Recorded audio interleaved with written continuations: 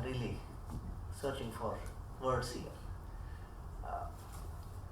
It's been, the point has been made since morning that for the last 200 years, the knowledge about India has come from the West. The way Indians today talk about themselves is everything that is origin in the West. Social sciences and humanities, Rajiv ji mentioned, has gone through several phases, changes, Marxism, Nehruvian socialism, and postmodernism and post-colonialism, and so on. But there is something that's constant and invariant about the way India has been pictured. 100 years ago, a Hindu was immoral because of his idolatry, because of the way he burnt his widows. 100 years later now, India is still immoral because of lack of human rights. Right? So there is something that's constant. So in this picture, I was completely desolate, desperate. Right? To see where this leads to, I will tell you about an incident that happened in Chennai 10 days ago. In a place called Nungambakkam, not very far from here, in the morning, 7 o'clock, a young lady was attacked in a railway station and murdered. 3 minutes, into the attack, the train came and people, how Indian stations are, they're full of people. They all boarded the train and left. Right? So this was, it had troubled me, and I was trying to read up as much as I can about this incident.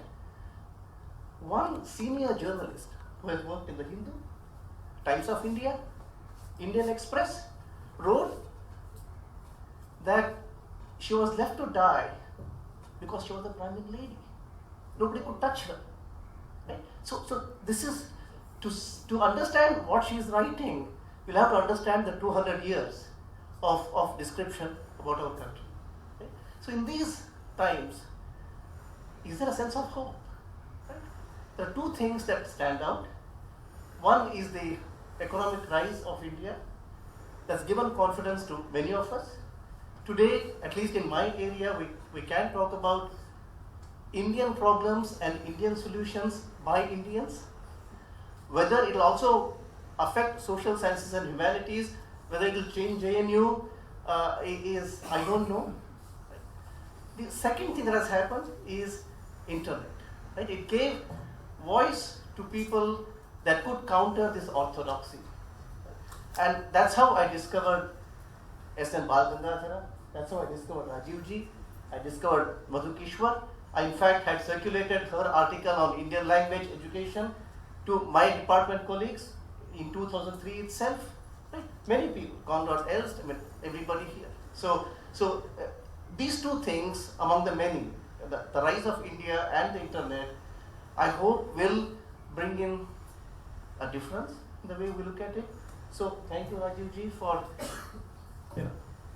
giving us voice, giving us how to understand all this, how to counter all this.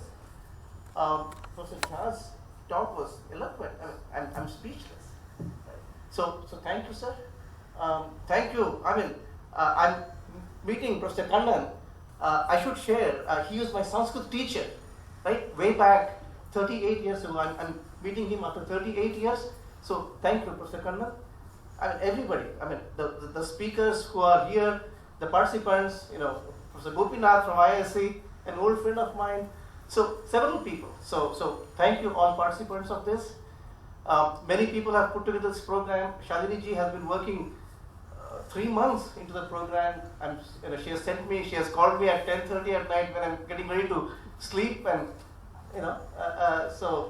but she has put in the hard work. Many people from IIT, Uday, I don't know where he is, and his band of volunteers have really worked hard.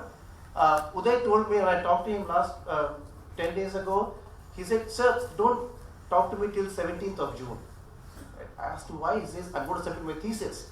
After that, I'll be free. Right? So I think 17th or 19th, 17th was Friday. 19th or 20th is when he submitted his thesis, and he has been on this job full time. And his band of volunteers has organized this whole thing. Right? finally, I would like to thank three people, right? Very important people. One, Mr. Balakumar, who arranged IIT guest house, right? One phone call from me, he said, yes sir, I'll give you 10 rooms. It has never happened, right? I mean, people struggle and fall at his feet. But, I was fortunate to get 10 rooms from him, which could house 20 of the delegates. Mr. Kannan Krishnamurthy, who is in charge of the communication, he is not here today. He sent his band of people. I don't know, there's Benjamin who has sent, who has been here looking after everything that works. The third person is Mr. Saravanan, who is the floor manager of this, right? Who keeps everything clean. If there's water in the bathroom, we must thank Saravanan. If all the audio visual are working, he's there somewhere. So if you meet Saravanan, please remember to thank him, right? And my several colleagues, Professor Karmalkar is sitting here. My colleagues from humanities, I don't see them here though now. Jyotirmay Tripathi. Okay. Student at humanities. Okay, excellent. Sudarshan, several of them who will be coming here tomorrow. They are putting together a program tomorrow at 5:15 on the relationship between Tamil and Sanskrit. I request all of you to attend this. It's unfortunate that we couldn't come into this program early on, right? And Professor Jyotirmay has also suggested that proceedings of this series of conferences could be brought out. It will be very useful for all the researchers. I'm not from humanities, so I didn't even think of this. So thank you everyone.